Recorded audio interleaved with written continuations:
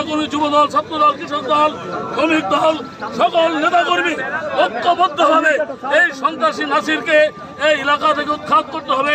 আমাদের প্রিয় নেতা শামসুদ্দিন মিয়া ঝুনু ভাই, সে আমাদের সাবেক বলমারী সরকারি কলেজের ছিলেন, আমাদের ছাত্রদলের প্রেসিডেন্ট ছিলেন, আমাদের যুবদলের প্রেসিডেন্ট ছিলেন, তারুণ্যের প্রতীক আমাদের নেতা তারেক রহমান সাহেব আমার নেতাকে অনেক স্নেহের সাথে পছন্দ করেছেন। ইনশাল্লাহ আমাদের হয়তো এক আসনে জনমানুষের দাবি আমাদের প্রিয় নেতা শামসুদ্দিন মিয়া ঝুনুকে আগামী দিনে ধানের শীষ প্রতীক দিয়ে এই এলাকার পার্লামেন্ট মেম্বার বানিয়েছেন এই আশা ব্যক্ত করে সকল ধরনের সমাবেশ, মিছিল, মিটিং নিষিদ্ধ ঘোষণা করা হলো।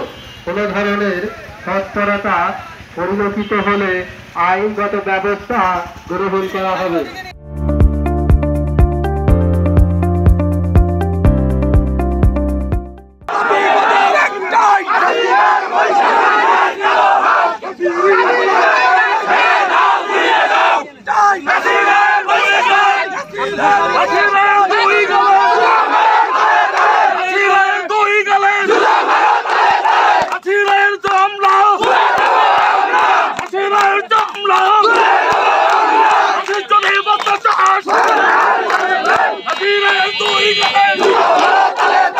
রবিউল ইসলাম টুনাপাড়া থেকে আসছে, বলছে যে আমি মিজান ভাই রাজনীতি করি, আমি টুনু ভাই রাজনীতি করি। এই কথা করার সাথে সাথে নাসির মিয়ার লোকজন তারে একা পায় 10-12 জন মারে। এইটা প্রতিহত না করা পর্যন্ত আপনি যত এখানে যত প্রশাসন আসুক যাই কিছু এর প্রতিরোধ না করা পর্যন্ত আমরা এই দেখ রাস্তায় দাঁড়ানো যাবে না ভাই, রাস্তাতে নামিয়ে চলে যাচ্ছে ব্রিজের ভাই, সব ব্রিজের ইসলামের প্রতি আমাদের অ্যাক্টিং চেয়ারম্যান তার দৃষ্টি আকর্ষণ করছি খন্দকার নাসিরকে দল থেকে বহিষ্কার করার জন্য। আলফাডাঙ্গা ইউনিয়নের একটা মিটিংয়ে, ওই মিটিংয়ে আওয়ামী লীগের, কৃষক লীগের সাবেক সহসভাপতি মাসুদ মাস্টার নামে